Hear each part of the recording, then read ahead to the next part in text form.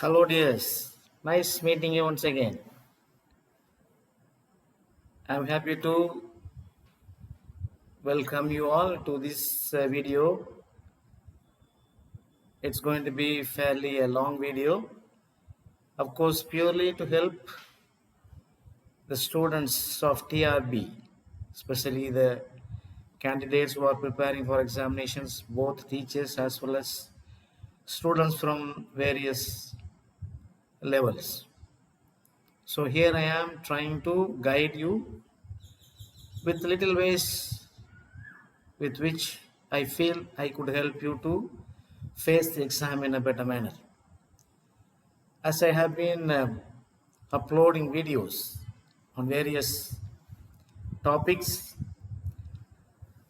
I thought today it would be a good day to help you to understand better, or what are you supposed to prepare in your syllabus,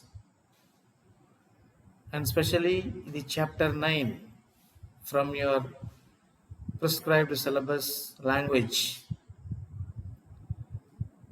And before we go into the questionnaire as such, I have about 65 questions for you to show along with the answers. But before I would like to show you the question and answers, I feel that it would be better if I could help you with certain basic criteria, rather basic support with which you may be helped. So I thought how to prepare for this upcoming examination.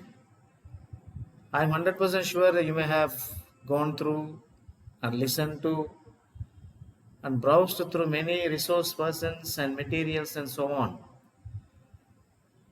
But here I am with a lot of hope in my guidance to you. In my little ways, I am trying to help you to prepare for the exams better.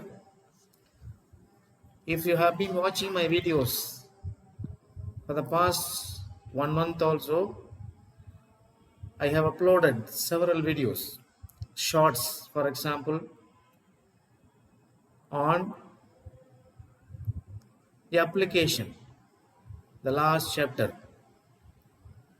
and then about literature starting from 14th century to the present century, helping you to understand many questions and answers. And I hope you have enjoyed watching that and grasped some sort of information by watching those videos. So here I am to again to guide you, to give you some guidelines how to go about in preparing, because you are in a neck of the situation. You may be preparing very constantly, even postponing all your trips and other engagements, entertainments and so on. So in this busy schedule, just spend time to watch this video. Don't know how long will it go anyway. So I would request you watch this video and give your suggestions how far it was useful to you. See now, TRB English PG teachers. Are you ready? Are you ready? With what you are supposed to be ready, my dears? First of all, focus. What to focus? Focus on a structured approach. Now, what is this structured approach? Which is nothing but understanding the syllabus. Understanding the syllabus. Of course, you may wonder, what are you, without understanding, do you think that we have started preparing for the exam? No, it is not that, my dears. See, when you see through the syllabus, you need to have certain strategies in your mind. How many chapters are there? In which chapter, what type of field is given or prescribed for us to study or for us to prepare. So how many chapters are there? And I'm very much sure that you are aware of the 10 chapters that are involved for you to prepare for this exam. Create a realistic study schedule. So after considering, after finalizing, after focusing on the syllabus, create a realistic study schedule. You know what is the syllabus? You know what to prepare, but unless you allot a time for each and every section, each and every chapter,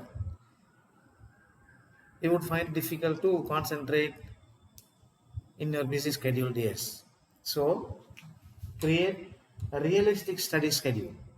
Once you sit to study, you must not deviate your attention to other resources, other dealings. See, allot time for each section. Allot time for each section. See, there are sections of various literature pieces available in our preparation. So what am I going to do? When am I going to study what? So like that you have to allot time for each section. Then very, very important and necessary, my dears, prioritize. You know what is to prioritize? To order. Prioritize your study based on your strength and weaknesses. Now this is very important, my dears, as far as your preparation is concerned. Now why do I say this? Because there are 10 chapters for you to prepare for this exam.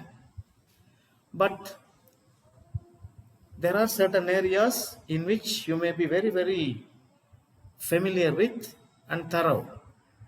But there are certain areas about which you are unfamiliar or you may not be interested.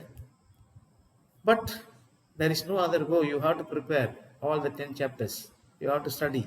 You have to sit and read all the 10 chapters and the information involved in all these 10 chapters. So, what am I saying here is just to prioritize. Okay, what is my favorite topic? Today, I am going to concentrate on literature. And that literature too, from which century to which century. So, like that. So, after completing the literature, and today I am going to concentrate on language, linguistics. And of course, you have in every literature, what do you have? You have prose, you have poetry, you have drama, and then fiction. So these are the 4 different areas with which you are going to prepare. So separate each item. And then after prioritizing or after feeling free with the preparation that you have made in your preferred fields, now you can slowly move to difficult ones. But they are not actually difficult. You may require some more time, that's all, my dears. Because you are all PG graduates and you must have the patience. You must have the patience to read all the chapters and read all the necessary informations involved in all the chapters. So you need patience, you need time. That's what I mean. So don't misunderstand when I say your strength and weaknesses. Your strength is nothing but the field in which you are having a lot of confidence in preparing.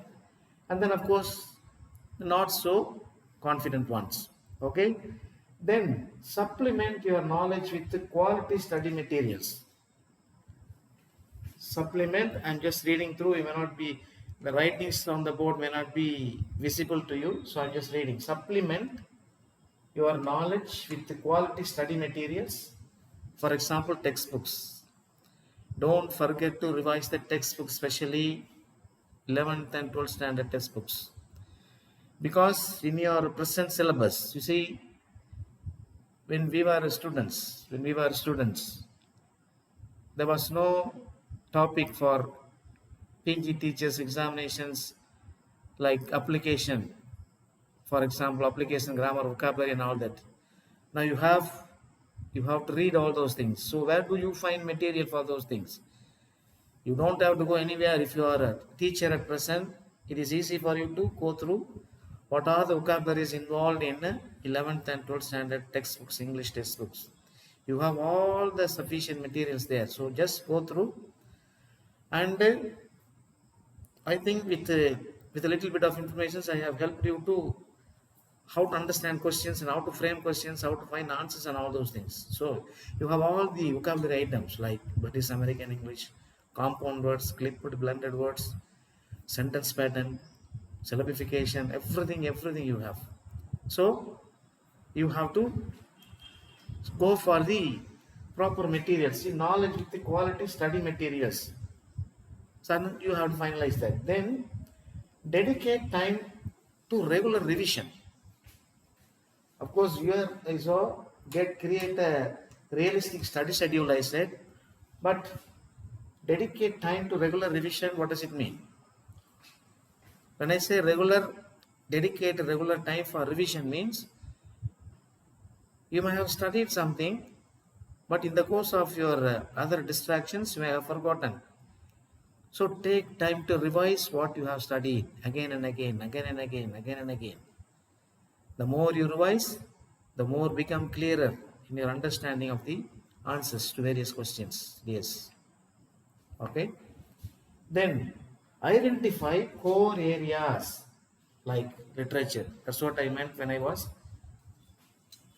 sharing you at the beginning of this video. See, identify core areas. Now, what are the core areas? Take, for example, literature. You have British literature, you have American literature, and you have Indian literature. So core areas. And then grammar, vocabulary, teaching aptitudes, and then comprehension skills. So these are various type of tips that I would like to give you today. Perhaps you may recall once again whether you have heard all these informations before from various other sources, but does not matter. Everything you study something that becomes new. Okay? So in your previous revision, you may have forgotten this one, prioritizing your favorite fields. Or maybe you have come across creating a realistic study schedule. So these are all part and parcel of your preparation, my dears. So do not worry about what to. If you have something to take for you, welcome. Otherwise, just leave them. And then maybe when you have free time, just go through once again whether this is of great help to you or not. So with this kind of an introduction, as I had mentioned earlier before I start this video, today I am going to concentrate on chapter 9, which is on language and linguistics. So I have typed out about 65 questions, and of course I have the options for you and highlighted the answer for each question, and will show to you as I usually do. I will show you one page after another. So there are about 65 questions in which you will come across question based on linguistics and language. And I suppose all these 65 questions may be of or will be of great help to you. Okay, just go through those questions and we'll discuss. Once you see these question and answers, your preparation must go to the other resources in relation with the question and answers. I told you in my previous video when I was sharing with you about the literature. There I showed you about 70 to 80 questions. Every statement consisted about 3 or 4 answers, and altogether I discussed with you answers for about 90 to 100 questions in that video. So what I have done today is I have prepared the question, and there are about 65 questions. Of course there are options, 4 options I have given. and if you highlighted the answers, but apart from highlighting the answer for that particular question, you will have to find the answer, or you will find the other options as answers to other questions. You understand what I mean? So take it in a positive sense, and I'll show you as closer I can the questions, and I will come to you one by one and we'll discuss the answer. Of course, when I show you the papers and highlighted the answers, you will come across whether these questions you have already prepared or not. Okay, so let me show you one by one, my dears. All right, see, this is the first page I have done for you. See? TRB English 2025. Just I will show you the page and you just read through. There are about 9 questions in this paper. 9 questions in this paper. Just read through.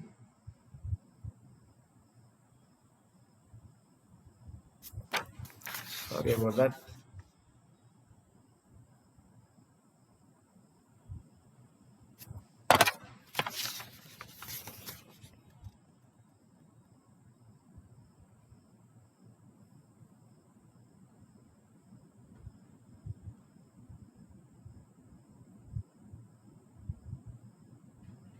Okay,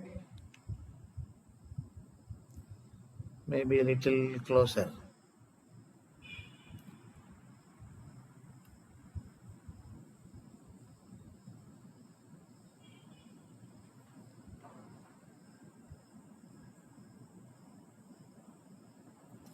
All right, so we'll discuss it. We'll discuss the answer one by one. What is the first question? See, dialect is a version of a language spoken by a group of people, but dash is the way a particular person speaks. Now you have the option: idealects, register, tone, and pitch. So the option is the first one. See, option is the first one. And then the second question: morpheme. Morpheme. You know what is a morpheme? Morpheme is actually the smallest unit of any language.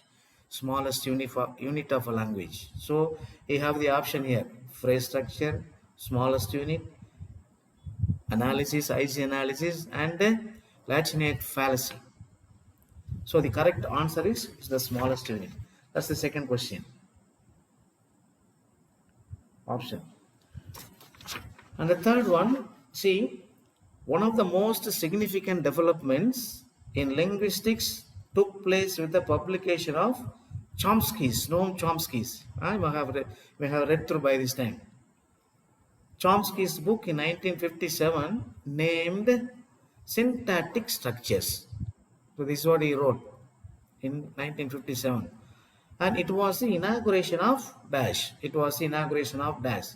So what was the confirmation, what was information that was confirmed by Chomsky in this book, what is known as syntactic structures? It is nothing but the transformational generative grammar. See, that's the third one, transformative generative grammar. Okay.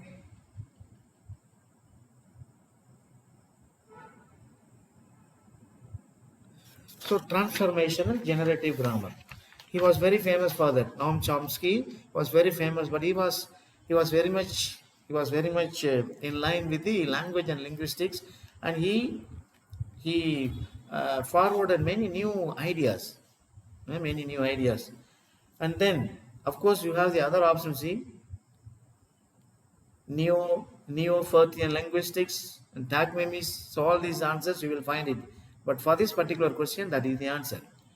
Now number 4, dash is the study how context affects the meaning. You understand the question? Dash is the study how context affects the meaning. And the options are syntax, semantics, pragmatics, and discourse. And the answer is pragmatics. So remember, pragmatics is the study how context affects the meaning. So let's go through the answer here. See, pragmatics. Okay. Then the next question. language learning is not a matter of habit formation. Remember, language learning is not a matter of habit formation, but an activity of building and testing hypotheses. This is a wonderful statement. Remember, language learning is not a matter of habit formation, but an activity of building and testing hypotheses. Now, who said this? Who said this? The options are Chomsky, Spencer, Shakespeare, and Milton. And you will easily understand and answer the questions, and that is nobody except Chomsky. Chomsky is the answer. See?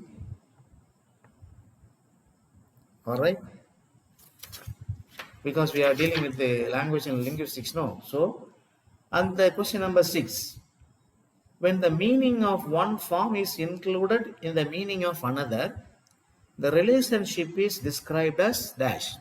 Remember, when the meaning of one form is included in the meaning of another, the relationship is described as dash.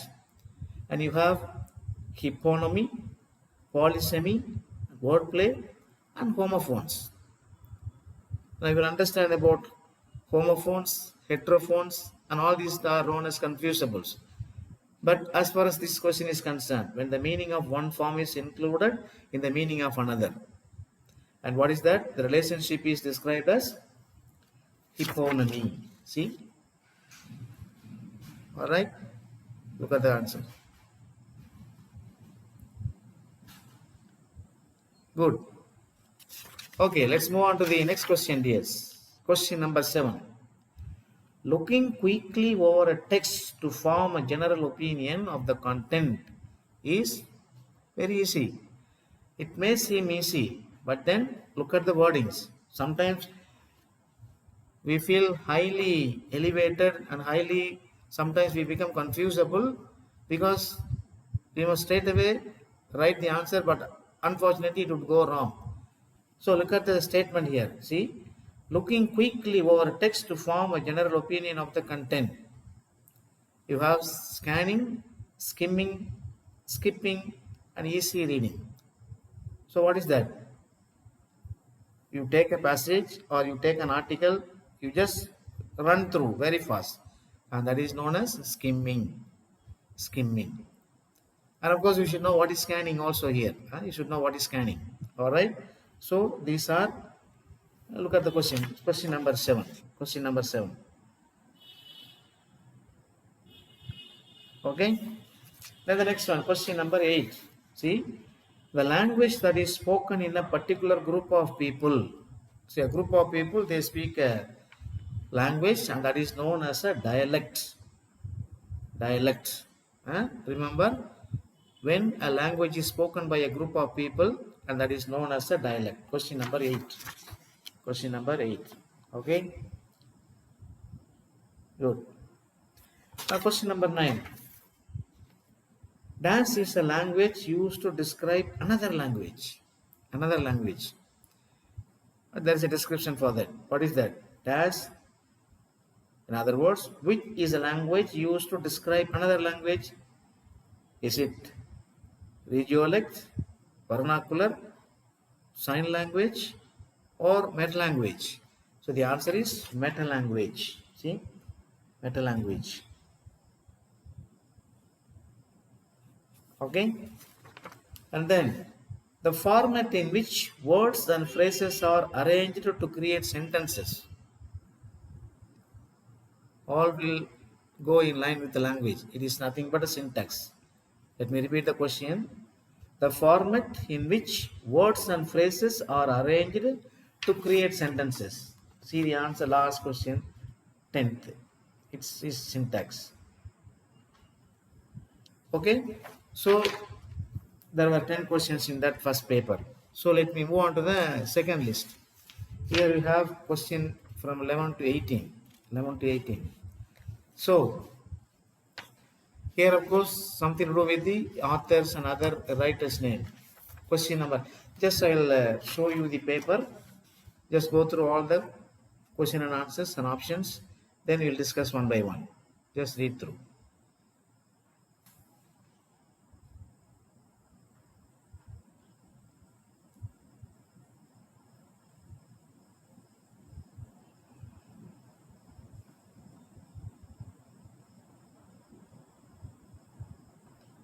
All right.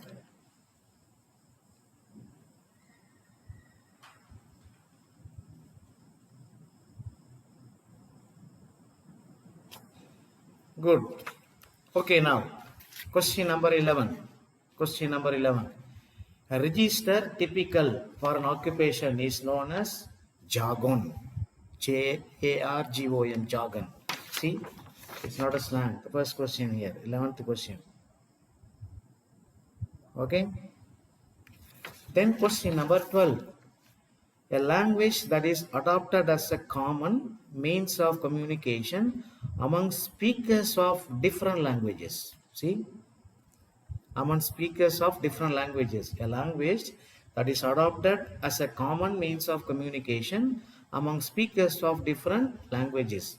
And your options are regiolect, register, lingua franca, and Creole. See? And the answer is lingua franca.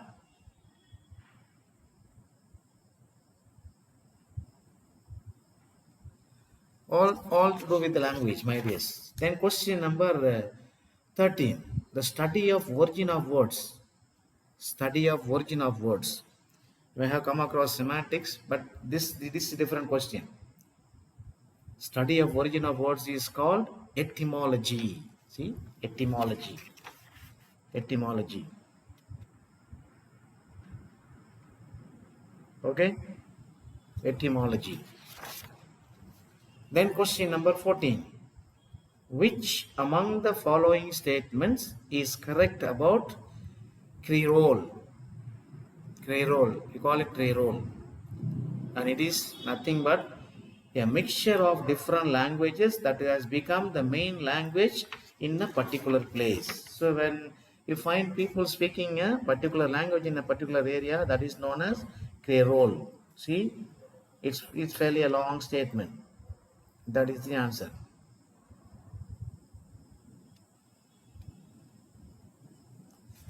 Maybe some of you might find the questions and answers for the first time. So this is a good opportunity for you to go through all these things. Okay, next one. What is the study of language as it pertains to social classes, ethnic groups, and genders?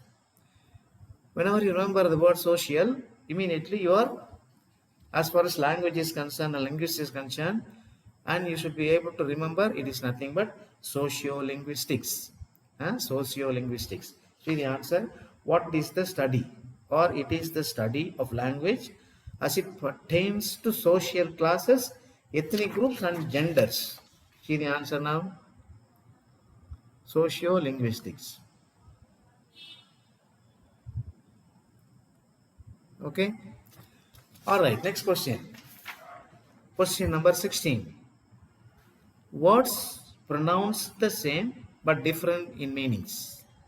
Words pronounced the same but different in meanings. What are they? Homophones. This is not hyponyms or homography, but homophones. See?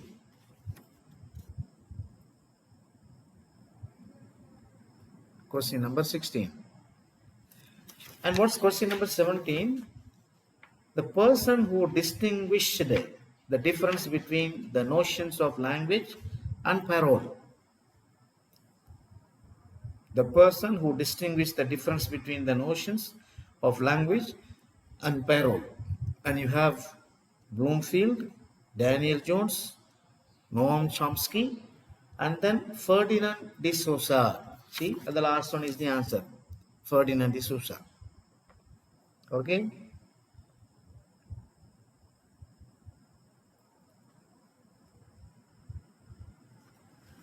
All right.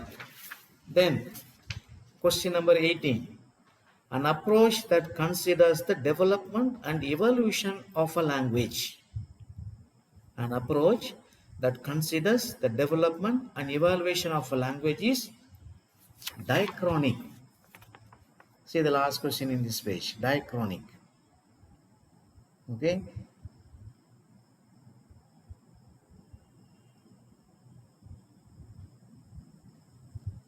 Okay, my dear. So we have done with 18 questions. 18 questions. Move on to the third one because I have about 8 papers. So we'll move on to the third one. Here you have question number 19 to 27. 19 to 27.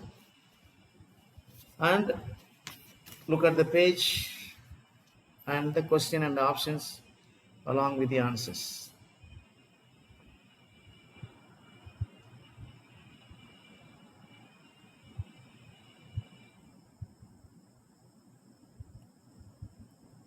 Okay?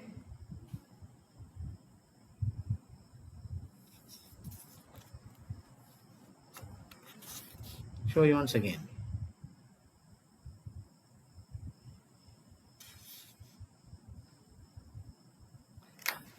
Good. So, question number 19. What's question number 19? Phrase structure rules and the tree structures that are associated with them are a form of dash. See, you have various structures in language, and one is known as phrase structure, another one is known as tree structures. And the statement is here, phrase structure rules and the tree structures that are associated with them. In other words, both of them are related to each other, associated with them, and they are called a form of dash. And what are they called? They are called immediate constituent analysis. Immediate constituent analysis. See?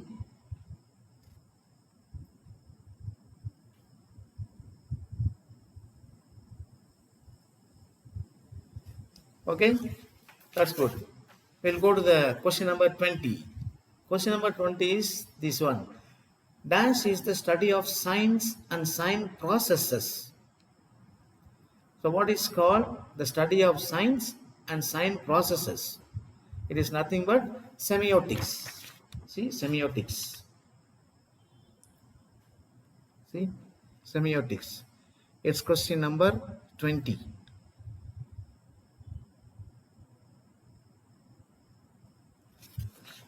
Question number 21. Who is called the father of American modern linguistics?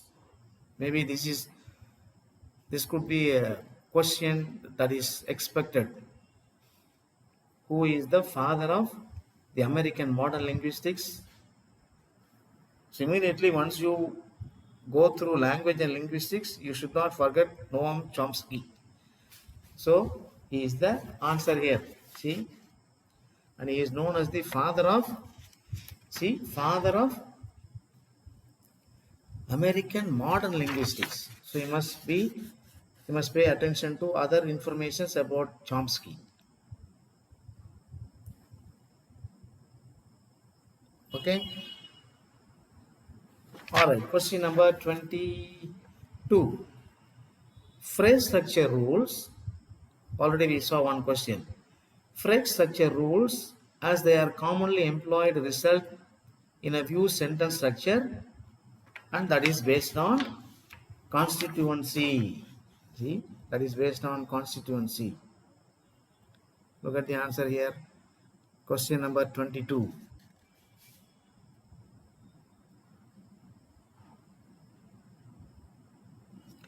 All right, let's move fast. Question number 23.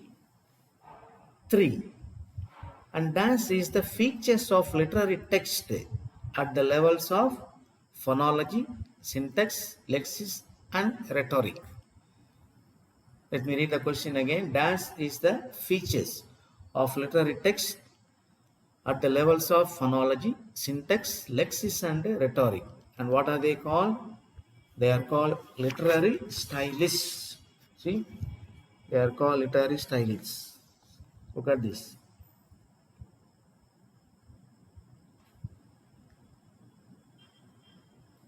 They are called literary stylists. Okay. Good. We'll move on to the next one. The word dialect comes from, of course, a basic question. Where does the word dialect originally come from? Where does it originate? Or where did it come from? It's from Greek language. Greek language. The word dialect. Okay? Greek. Question number 24. See? Okay, next one. Question number 25. Phrase structure is typically represented by. Now, how do we structure the phrase atmosphere? See, phrase structure usually or typically represented by tree diagrams. Tree diagrams. Tree diagrams.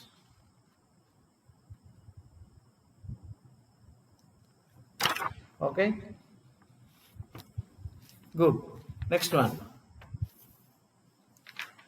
According to Noam Chomsky, the basic sentence. See, again and again we are talking about Noam Chomsky, and according to him, how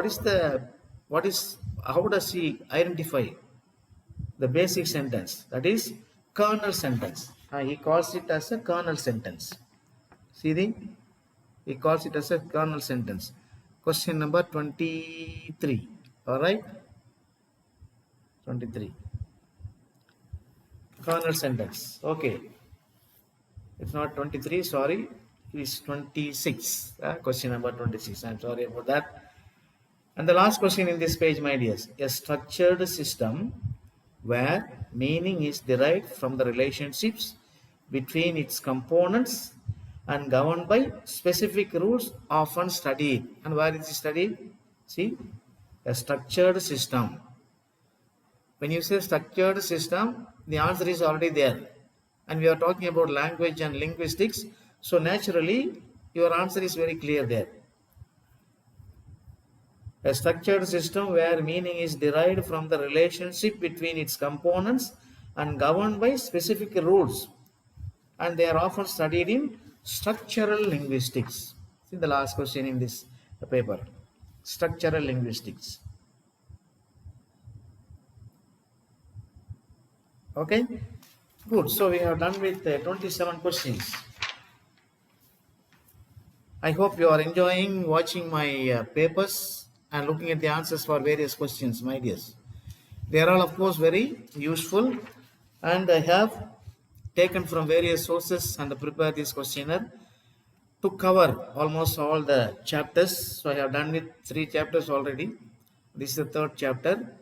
So in my next videos, I'll try to collect, or I'll try to include language application, and then American literature, and then phonetics. Of course, there is phonetics. Of course, there is Shakespeare sonnets, and the plays are there. So there are a lot of information. So every now and then I'll try to cover all the topics before you go for your exams, my dears. So let's move on to the next set of questions. Question number 28 to 36. Question number 28 to 36. Just read through.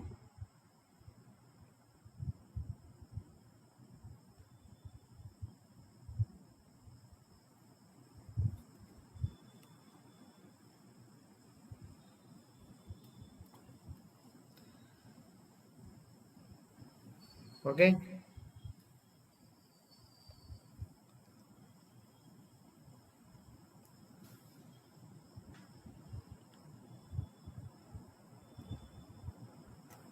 Okay, so let's go one by one. Question number 28.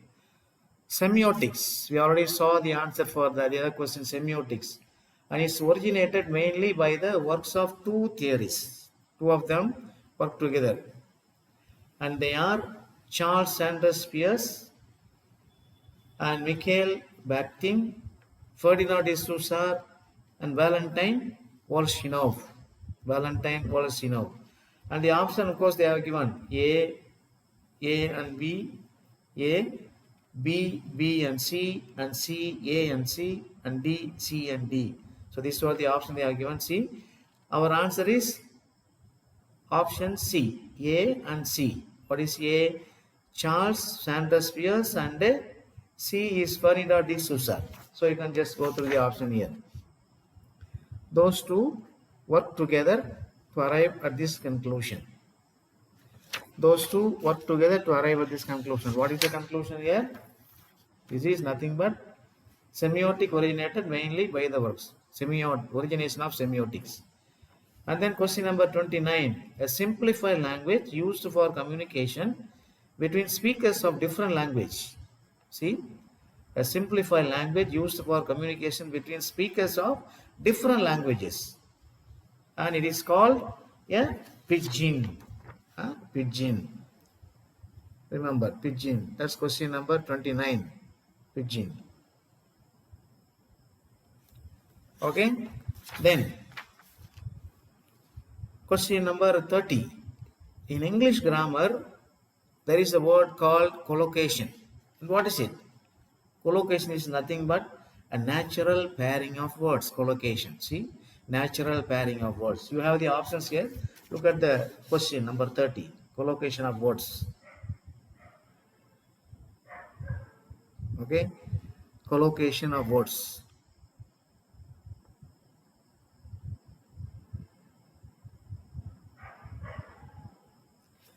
Alright, collocation of words. Natural pairing.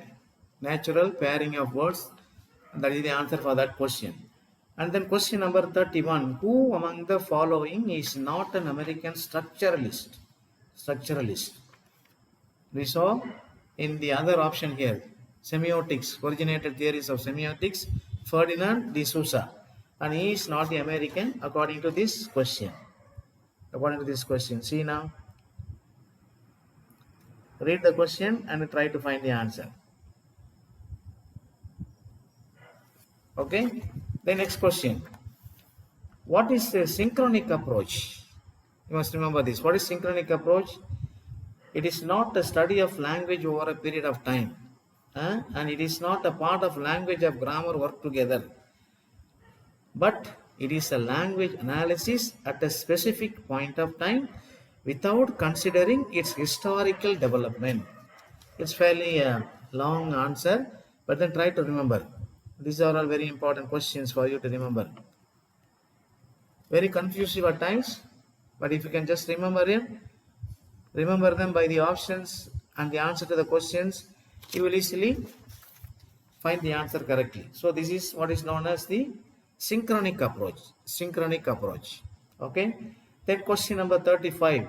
The speech sounds or alphabets are arranged in a certain way, and that is known as, you see, when you see a speech sound or alphabets are arranged in a systematic or in a systematic or in a system or in a methodological approach, methodological way, it is known as the substance. See, substance. Okay, substance. Okay, the last question in this paper. Dash is a group of words that function as a unit within a hierarchical sentence structure, and that is what is known as constituent. Constituent. See, this is the last question.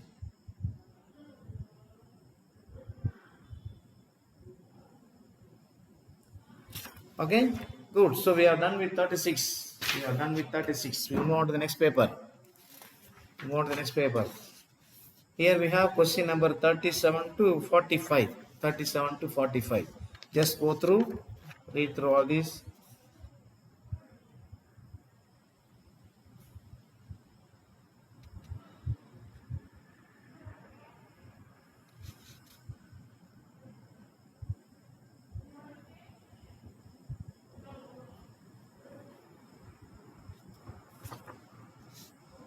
Okay. Now what is the 37th question here? It is structural linguistics analysis or analyzes sentences by breaking them into immediate constituents. Immediate constituents. Immediate constituents. You understand? You understand the question? See, structural linguistics analyzes sentences by breaking them. So you need to understand the meaning of the sentences by breaking them into various parts, and that is known as immediate constituents. Immediate constituents. And then the term phrase structure grammar was originally introduced. Who introduced the phrase structure grammar? It's none other than our friend Noam Chomsky. Noam Chomsky. See? Okay? Noam Chomsky. Good that? Okay, good. Next one. Question number 39. the term immediate constituent. We saw that immediate constituent there, and of course that is a structural linguistics we called it. See, the term immediate constituent was introduced by Bloomfield in 1933 in his work Language. See, so he has written what is known as a language. Also in that information, in that play or in the thing that he has mentioned immediate constituent, he was the one. Who is that? Bloomfield. So you can understand another question also. Who introduced the immediate constituent? Immediate constituent. The term immediate constituent, it is none other than Bloomfield. But here the question is, the term immediate constituent was introduced by Bloomfield in 1933 in his work A Language. See, remember that. Then question number 40. Transformational generative grammar. And we saw this in the previous question sheet, previous papers. See, this transformational generative grammar rules. And what are they called? They are called phrase structural rules. See, phrase structural rules.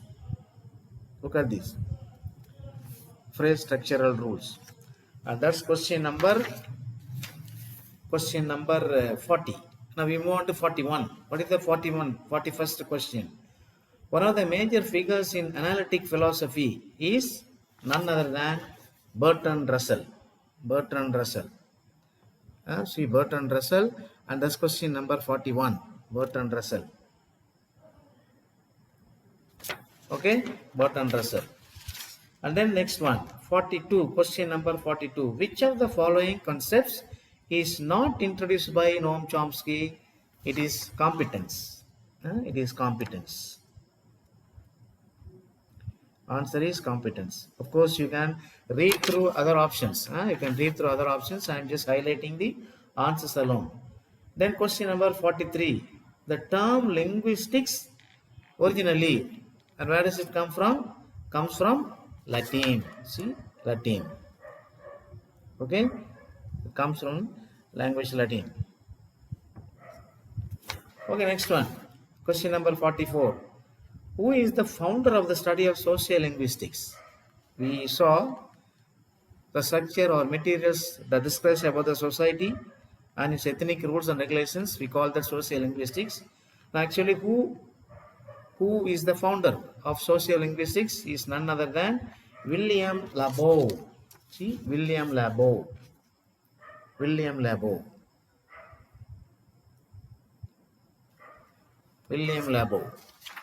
Okay, then question number 45. Which part of the brain is responsible for speech production? Of course, this is something to do with phonology, language also. Which part of the brain is responsible for speech production? It is Broca's area. The last question in this paper. Broca's area. So when we come back to phonetics and phonology, we will try to deal more of this. But for the time being, you just remember this. Which part of the brain? It is Broca area, which is responsible for speech production. And we have done with question number 45. So we move on to the next one. Question number 46 to 54. Let's go through this paper.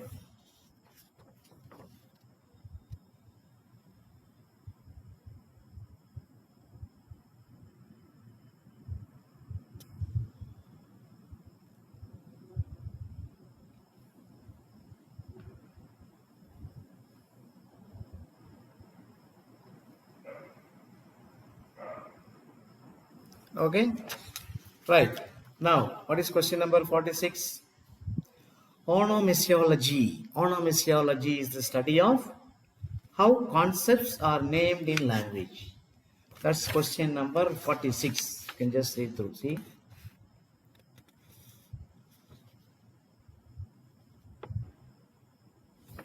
Onomasiology is the study of how concepts are named in language. Then question number 47. Again, we are coming to Noam Chomsky and his Language and Mind. When did he publish this book, Language and Mind? It was published in 1968. Remember this, because in this book only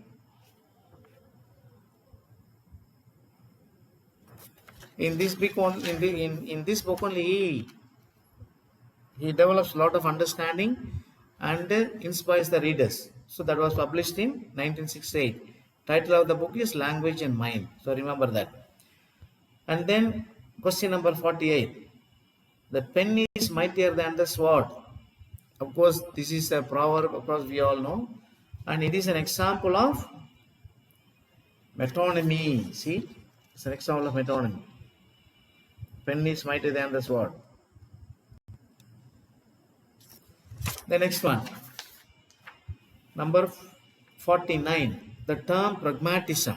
The term pragmatism was coined by Charles Sanders Peirce. Charles Sanders Peirce. Charles Sanders Peirce. Pragmatism. So this is something to do with the pragmatism. Of course, we saw what was pragmatics. So Charles Sanders Peirce. Then question number 50. Dance is a group of people speaking a common dialect. It is known as the speech community. Speech community. Okay? Speech community. Then question number 51, sorry. Dance is the distinct form of language spoken in a certain geographical area. And that is what is known as a dialect. We saw group of people using a language for communication dialect, and this is also more or less the same idea. Question number 52. The study of how languages change over time. So time refers to history. So you must remember the answer should be historical linguistics. See, historical linguistics.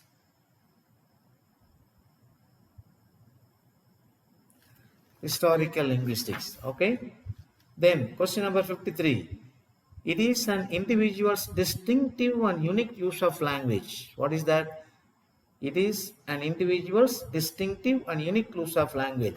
It is known as the ideolect.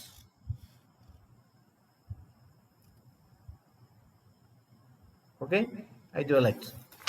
Then the last question in this page, question number 54. The branch of linguistics concerned with the practical applications.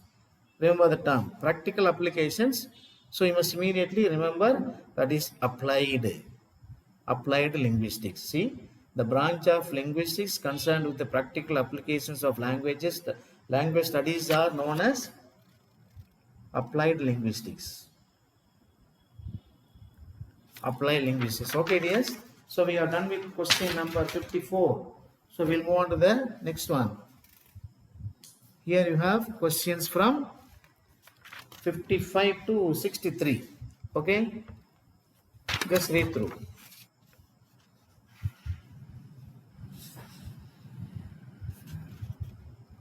Sorry.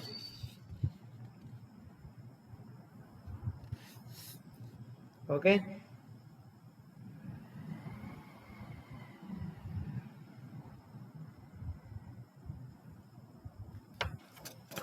So I'll show you one by one now. What is question number 55? Dance refers to an ongoing assessment that the teachers use to conduct in process evaluations of students to measure their performances. We know all these things about, which is known as formative assessment. We have formative assessment, summative assessment, and then achievement test and so on. So the progress that we do all throughout the year for students to help in various texts, they are known as formative assessment. So just read this. Okay. Then next one, question number 56. This is very, very easy, my dears. IELTS stands for International English Language Testing System. And you may wonder, they may ask this question also. So 57, question number 57. It refers to the beliefs and ideas that people have about language and its structure and its role to society. What is that? It is known as the language ideology. Language ideology. See that? That's question number 57. And then you have question number 58. The art of writing words with proper letters. What is that?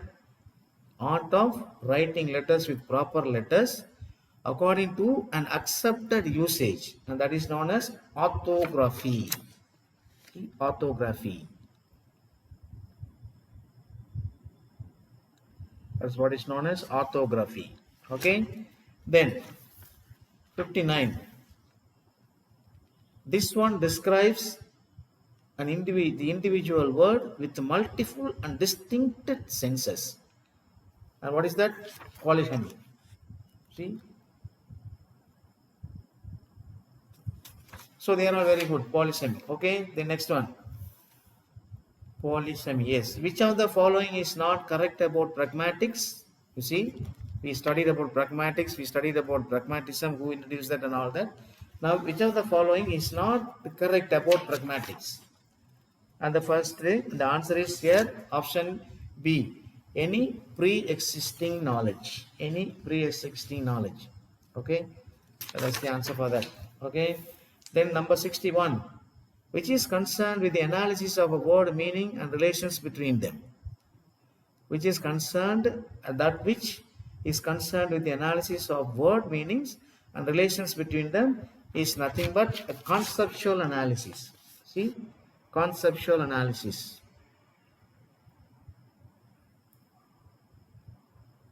Okay, see, that is one. Not conceptual analysis, but conceptual semantics. You know, semantics, the origin of words, conceptual semantics. Okay, and that is known as the analysis of word meanings and its relations. Conceptual semantics. Sorry about that, my dears. Then question number 62. Dance is the speech disorder, that is the production of an unintended sound within a word. It is known as paraphrasia.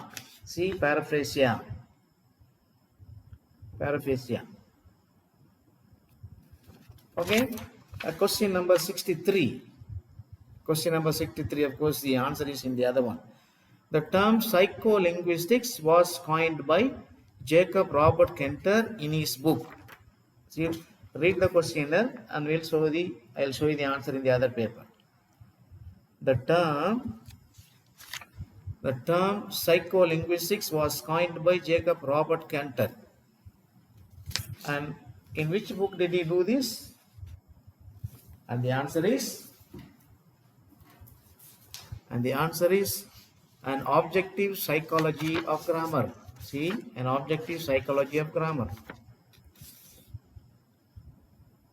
Objective psychology of grammar. Yes, we have come to almost the end of the video, my dears. So 64. Which of the following is not an element of non-verbal communication? Of course, name of the speaker. Non-verbal communication, name of the speaker.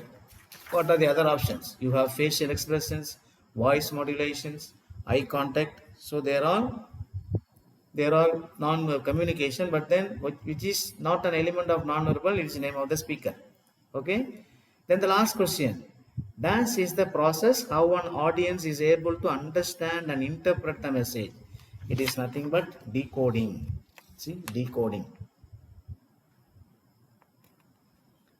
Decoding. Okay, dears. So